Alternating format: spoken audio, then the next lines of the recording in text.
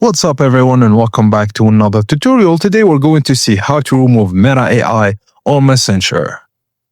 So firstly, open Facebook on your browser or mobile app and make sure you're signed in to the correct account. Visit Meta's privacy rights request page directly via Meta's official website. And go to menu, select Settings and Privacy, then tap on Privacy Center. Look for Meta AI and select Object or similar wording depending on your region. Now, Meta will ask you your country or region. This ensures you'll see the correct legal rights and your access region-specific data protection options. Now look for a section titled something like How can I object the processing of my information?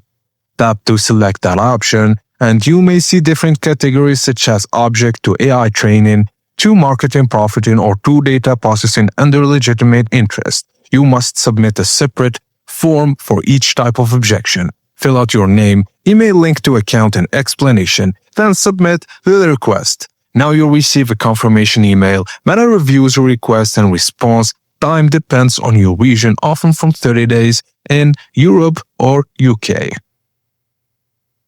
And that's it guys. Thank you for watching and please don't forget to like and subscribe for more tips and tricks like this.